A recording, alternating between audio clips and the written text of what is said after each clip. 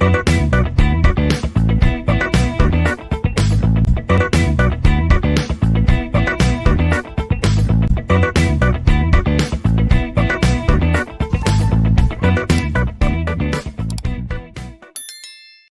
all, welcome to the next session on computer graphics and visualization. In this session, we will be discussing about curved surfaces. So what are the different equations in which we can represent these curved surfaces, as well as we look into what we mean by quadric surfaces and the corresponding OpenGL functions for the quad surfaces using the CLUT library. So this is what we'll be discussing in this particular video session. Let's begin by understanding what we mean by curved surfaces as it is shown in these diagrams here. So these are all the examples for the curved surfaces. So in simple words, any surface which is not a flat surface, we can classify them as a curved surfaces. Now the question is, why do we need these curved surfaces? See, to render realistic real world objects. Okay, so not all objects may be having a flat surface. They may be made up of multiple curved surfaces as well. So when we want to render such objects, we need to use these curved surfaces. So sometimes it's also required to generate the curved objects instead of the polygons, right? So we cannot just rely on the normal polygons most of the time. So we also will be needing the curved surfaces. Now the equation for the curved objects of the surfaces can be expressed in either parametric form or the non-parametric form. There are two ways in which we can express the equations for the curved objects. So one method is called as a parametric form. The second way of expressing the equation for the curved objects, we call it as a non-parametric form. Now let us look into what we mean by the parametric forms of the curved surfaces. Now when the object description is given in terms of the dimensionality parameter, the description is termed as a parametric representation. So in other words, if we are specifying the equation taking into account the value of the parameter. Okay, for example, in this particular equation, c of t equals to x of t comma y of t, we are specifying the trace of the curve c using the parameter t. So based upon the value of the parameter t, we can decide the value for the trace of the curve c. Hence, the parameter t will decide the value for the value of c of t. Hence, this is a form of a parametric equation. Now, a curve in the plane that has a form c of t equal to x of t comma y of t, and a curve in a space will be having the form c of t equals to x of t comma y of t comma z of t. Why is that? So whenever we are talking about a plane is a two-dimensional area.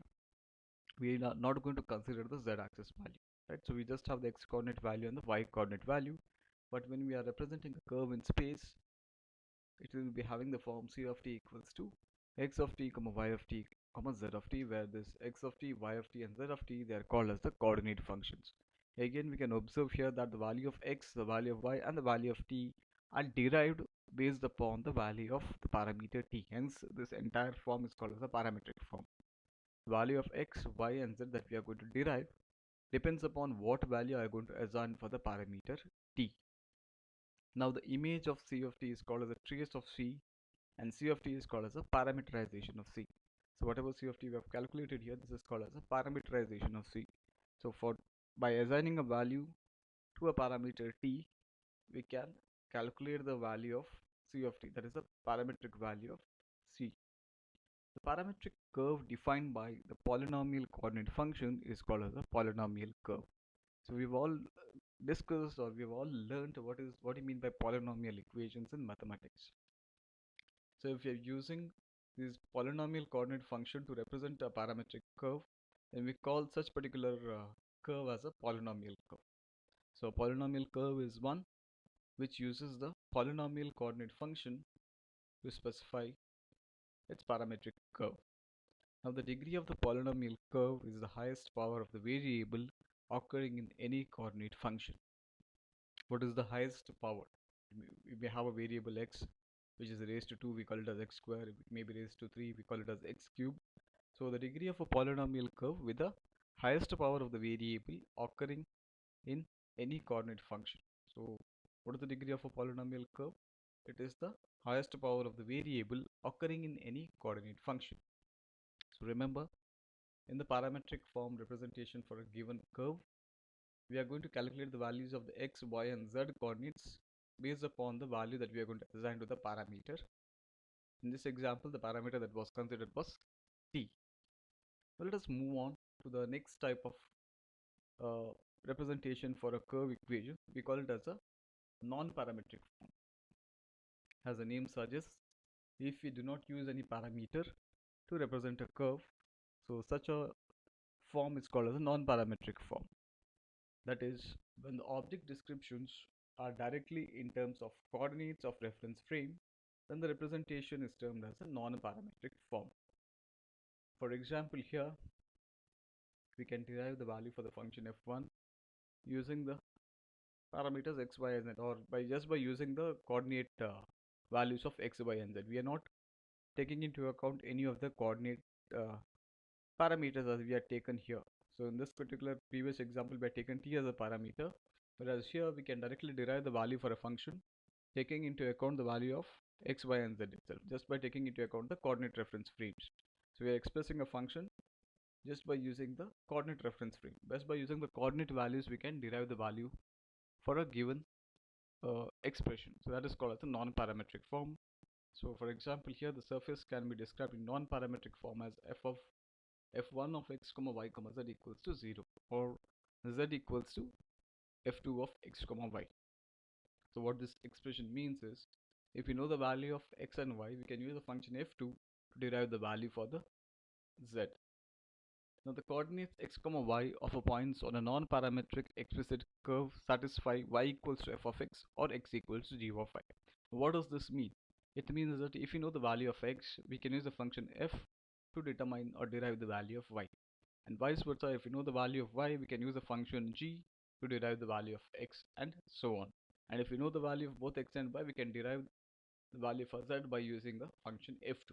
So that is what we mean by a non-parametric form of a given object, or non-parametric representation of a given object, where the object descriptions are directly in terms of the coordinates of the reference frame. So we just use the coordinates x, y, x comma y comma z, or x comma y. There is no separate parameter that is involved to derive the values here. So we just discussed the difference between the parametric form and non-parametric form representation for a given curved surfaces. Now let us try to understand something called as quadric surfaces. So let us see what do you mean by quadric surfaces. A quadric surface intersects every plane in a conic section. So what do you mean by, what are the different conic sections that we have learned? We have learned parabola, we have learned hyperbola, uh, we have learned different types of shapes, right? Cones, we have learned this parabolite, hyperbolite, and so on. So a quadric surface intersects every plane in a given conic section. The quadric surfaces are described with the second degree equations. So what do you mean by degree? The highest power of a given variable in a equation. So quadric surfaces are described with the second degree equation. So highest power of variables in this quadric surface equation will be 2. What are the examples for quadric surfaces? We have spheres, we have ellipsoids, we have tori, which is a plural term for torus, we have paraboloids and hyperboloids. So these two shapes here, these are the examples for paraboloid and hyperbolide. So this shape here, it looks like a woven basket, right? A basket kind of a shape. This is an example for a paraboloid. Whereas this shape here, which looks like uh, the cooling towers used in power generation plant. So this represents a shape called as a hyperboloid. And you can also observe these shapes are formed by stitching together multiple individual polygons or the quadrilaterals. So every part of this particular surface, these two surfaces, they're basically formed by stitching together or joining together multiple quadrilaterals, right? So a quadric surface intersects every plane in a conic section, both proper as well as degenerate. That is about the quadric surfaces. Now let us try to understand the different types of quadric surfaces. First quadric surface that we are going to discuss is a sphere. A spherical surface with a radius r centered on the coordinate origin is defined as a set of points x, y, z that satisfies the equation x square plus y square equals to r square. Now if we have a sphere something like this, whose center is placed at the coordinate origin and whose radius is r.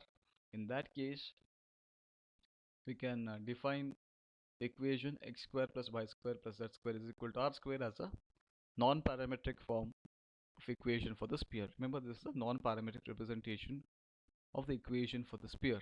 So x square plus y square plus z square equals to r square, where x comma y comma z is any point on a surface of the sphere and r is the radius of the sphere. We can also describe the spherical surface in the parametric form using the latitude and the longitude angles as shown in this particular diagram. So if the latitude angle is say theta, or latitude angle is phi and longitude angle is theta, we can use this phi and theta, which are the latitude and longitude angles, to calculate the value of x, y and z using the parametric representation or the parametric form of the equations. So how do you derive the value of x? X is equal to radius r into cos phi into cos theta. Condition is the value of phi should lie between minus pi by 2 to plus pi by 2. Similarly, we can derive the value for y as radius r into cos phi into sin theta. Here the condition is the value of theta should lie between minus pi to plus pi. And similarly, the value of z can be calculated as r into sin phi.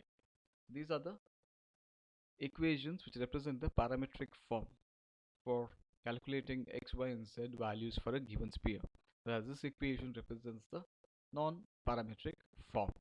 The next type of quadric surface that we are going to discuss is an ellipsoid. An ellipsoid surface can be described as an extension of a spherical surface where the radii in three mutually perpendicular directions can have different values.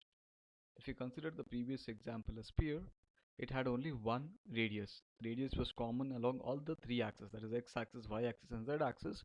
We had the same radius r. Whereas in case of an ellipsoid, we can have three different radii in three mutually perpendicular directions. That is, along x, y and z axis, we can have three different values for the radii.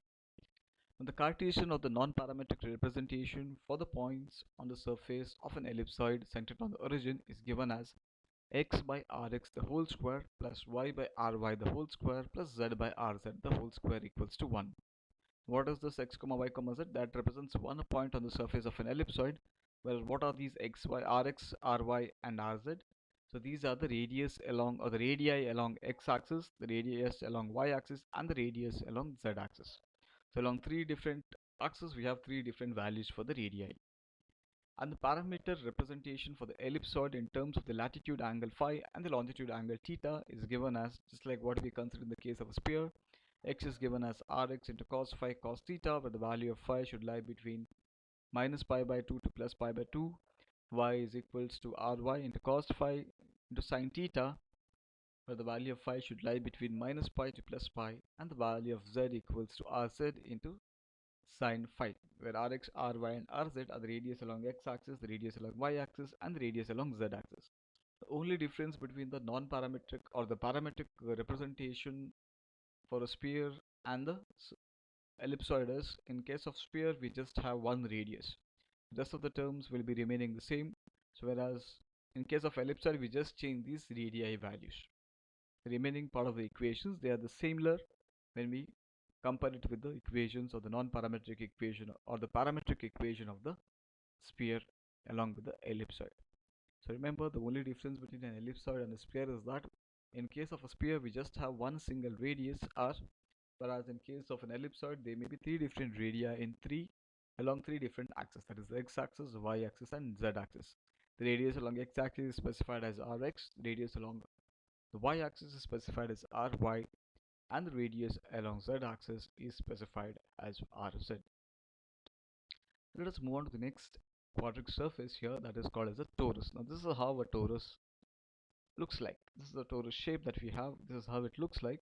So it is made by moving a circle along a central axis. As you can see, we have a circle. We can move, it's formed by rotating a circle or any other conic objects about a circular path. It is a donut kind of a shape. Moreover, it looks like a tire, a rubber tube, right?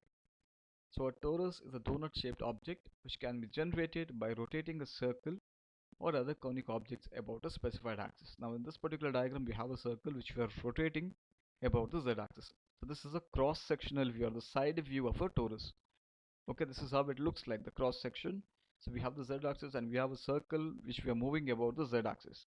Now the radius of this particular circle is r, and the distance from the origin of or this particular axis to the center circle center, we call it as a axial distance or radial axis or axial radius. Okay, now the equation for the cross-sectional circle shown on the side view shown in this particular diagram is given as y minus r axial the whole square plus z square is equal to r square, where y is the y coordinate of a point on the circumference of this circle, r axial is the distance between the axis and the circle center, and z is the z coordinate of a point on the circumference of this circle, and r is equal to radius of this particular circle. So y minus r axial the whole square plus z square is equal to r square is the equation for the cross-sectional circle as shown in this particular side view. And this is how the top view looks like. Okay, this is how the top view of uh, torus looks like, of this particular torus looks like. Okay, so this is the axis about the z axis basically about which we are rotating the circle. Okay, so this is the top view for the given torus, and this is a cross-sectional side view. Now rotating this particular circle that we have here about the z-axis produces a torus whose surface positions are described with the Cartesian equation.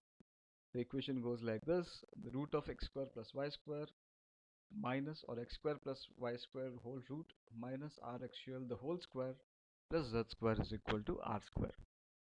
So this is the equation for a torus, which is obtained by rotating the circle about the z-axis. So x square plus y square square root, or the root of x square plus y square minus r axial the whole square plus z square is equal to r square. The corresponding parametric equations for the torus with a circular cross section is given something like this.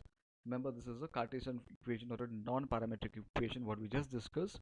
The parametric equation is given something like this: x equals to r axial plus r cos phi cos theta,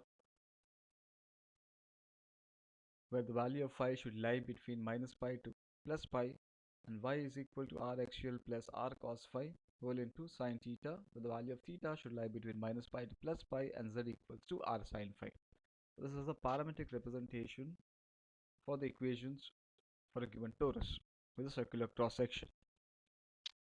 Now it need not be that only a circle can be used to generate a sphere. We can also use an ellipse instead of a circle, and we can rotate it about the z-axis to generate a torus.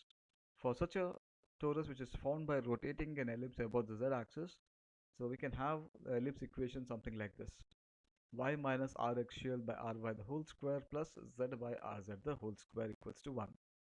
If you remember, when we are talking about an ellipse, it is having two radii, one along the x-axis and one along the y-axis. Here, since we are considering the y and z-axis, so we have one radii along y-axis and one more radii along the z-axis, which was the same in case of a circle. We had only one radius there. So here in this particular equation, r axial is the distance along the y-axis from the rotation z-axis to the ellipse center. Now this generates a torus that can be described with the Cartesian equation. So root of x square plus y square minus r axial by ry plus z by rz the whole square equals to 1. So this is the Cartesian equation for a torus which is generated by rotating an ellipse about the z-axis. Similarly, the corresponding parametric representation for the torus with an elliptical cross section, it is given as x equals to r axial plus ry into cos phi whole into cos theta, where the value of phi should lie between minus pi to plus pi. The value of y can be calculated as the sum of r axial plus ry into cos phi whole into sine theta, where the value of theta should lie between minus pi to plus pi, and z equals to rz into sine phi.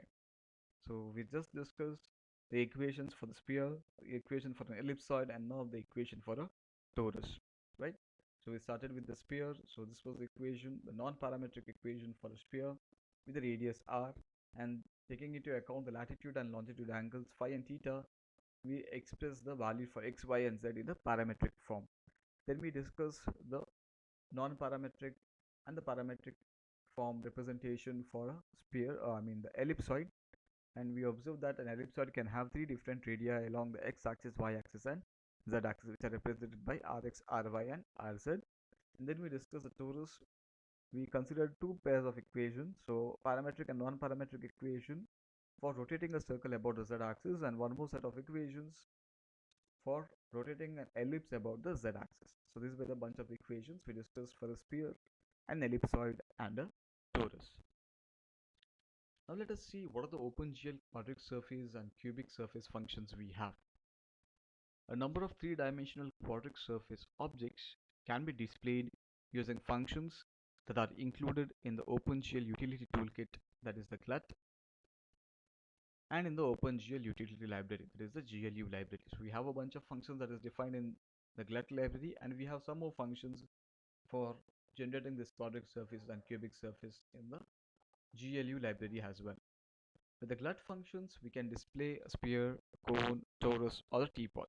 Whereas with the CLU functions or the GLU functions, we can display a sphere, cylinder, tapered cylinder, cone, flat circular ring, or a hollow disk, and a section of the circular ring or a disk, and so on. So we have a bunch of functions defined in GLUT as well as a bunch of functions defined in the GLU library to draw these quadratic surfaces and the cubic surface. Now in this particular session, we'll be just trying to understand the GLUT quadratic surface functions. Okay. Now let us see what is the GLUT quadratic surface functions we have to draw a sphere in OpenGL. Now to draw a sphere in the GLUT library, we have two functions. The name of the function is GLUT sphere, GLUT solid sphere, and GLUT wire sphere. Both these functions accept three parameters. The first parameter is the sphere radius, which is a double precision point value. The second parameter is the number of longitudes. The third parameter is the number of latitudes. Okay. Now what is the difference between the wire sphere and a solid sphere? In the solid sphere, we are going to render the surface of a sphere, whereas in case of GLUT wire sphere, we just draw a wireframe structure or the skeletal structure of a given sphere. Right? Remember, we have two functions in the GLUT library for drawing the sphere. One for the wireframe representation of the sphere, we have GLUT wire sphere, whereas for the surface rendering of a sphere, we have a function called as GLUT solid sphere. It accepts three parameters: the radius of the sphere, which is expressed in double precision point. The second parameter is the number of latitude, the number of longitudes, and the third parameter is the number of latitudes, which are used to approximate the sphere. So this is how the wireframe representation of a sphere looks like, or this is what we generate by using the function GLUT wire sphere. And this is what the output we get if we are using the function GLUT solid sphere. We get a proper surface that is rendered in case of GLUT solid sphere, whereas in case of the GLUT wire sphere, we just get the wireframe representation for a given sphere. The name of the functions we have is GLUT wire sphere and the GLUT solid sphere. Let us move on. Let us try to understand how to draw a cube cone. So what are the OpenGL, the GLUT functions we have to draw the cone? Just like what we saw in case of sphere, here also we have two functions, one for drawing a solid cone and one more function for drawing the wireframe or the wire cone. Name of the functions are GLUT solid cone and GLUT wire cone. So these functions accept four parameters. What are these four parameters? We have the R base, which is the radius of the cone base, which is the double precision point. We all know the base of the cone is a circle. The radius of this cone, radius of this particular circle which forms the base of the cone is given as R base, which is expressed in terms of double precision point. The second parameter that we are going to specify is the height of the cone, which is again a double precision point.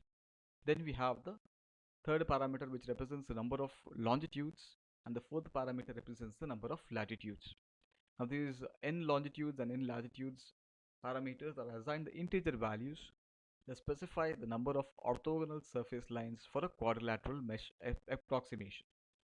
So this is how a cone, a GLUT solid cone looks like. Okay, this is what the output we get if we are using the function GLUT solid cone, and this is what we get if we are using the function GLUT wire cone. So this is a wireframe representation of a cone, and this is a solid rendering of a cone. Remember, the name of the function that we are going to use is GLUT wire cone and GLUT wire cone for this and GLUT solid cone for this. The parameter it accepts is the r base, that is the radius of this particular base, the circle, the height of the cone, as well as the number of latitudes and the number of longitudes. Okay, the next function that we are going to discuss is the function for drawing a torus. In OpenGL again, we have two functions, one function for drawing a solid torus and one more function for drawing a wire torus. The name of the functions are glut solid torus and glut wire torus. So both these functions accept four parameters. The first parameter is r cross section, which is the radius about the coplanar z-axis. The second parameter is the r axial, which is the distance of the circle center from the z-axis. The third parameter is n concentrics, which specifies the number of concentric circles to be used on the torus surface with the center on the z-axis. And n radial slices specifies the number of radial slices through the torus surface. The name of the functions for drawing the torus: for a solid torus, we are going to use the function glut solid torus, whereas for drawing the wireframe representation of the torus, we'll be using the function glut wire torus. So this function accepts four parameters. The first parameter is the radius about the coplanar axis, which is represented by r cross section. The second parameter is r axial, which is the distance of the circle center from the z-axis. Then we have the third parameter n concentrics, which specifies the number of concentric circles with the center as the z-axis to be used on the torus surface. And the fourth parameter that we have is n radial slices, which specifies the number of radial slices through the torus surface. Now this is what the output we get. We are using the function glut solid torus, a donut kind of a shape, and this is the wireframe representation of the torus. So we can observe the concentric circles as well as the number of slices here. That is what these are the parameters that we have specified while calling this function n concentrics and n radial slices. So we have n concentrics, these circles, and these slices, the number of slices which we specify when we call this function glut wire torus or glut solid torus. Right? The name of the function is glut wire torus or glut solid torus. Accepts four parameters: r cross section, r axial, n concentrics, and n radial slices. Now we have one more function or one more object that we can draw using this glut library. The name of the function is glut solid teapot or glut wire teapot, and it accepts only one parameter, which represents the size of this particular teapot. We can draw a teapot by calling a function glut solid teapot or glut wire teapot. As the name suggests, glut solid teapot is going to draw a solid teapot, whereas glut wire teapot will draw the wireframe representation of the teapot. Here the teapot is generated using the OpenGL Bezier curve function. There is a type of curve called as Bezier curve. So this Bezier curve will be used to draw this teapot. Now the parameter size sets the double precision floating point value for the maximum radius of the teapot bowl. Okay, this size specifies the maximum radius value for the teapot bowl. The teapot is centered on the world coordinate origin with its vertical axis along the y-axis. So we can draw a teapot using the glut function called as glut solid teapot or glut wire teapot. Let us look at the outputs here. So this is the output if you're using the function glut solid teapot, and this is the equivalent version in the wireframe representation. So this is the output if we will be getting if we will be using the function glut wire teapot, a wireframe representation of the same teapot.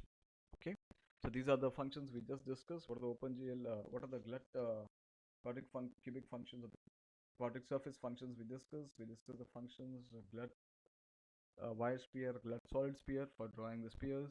For drawing the cone, we have glut wire cone, glut solid cone. For drawing the torus, we have the glut wire torus and the glut solid torus function. Similarly, for teapot, we have the glut wire teapot and the glut solid teapot. Right. So in this particular session, we started with the curved surfaces. We looked into the parametric and non-parametric form representation for these curved surfaces.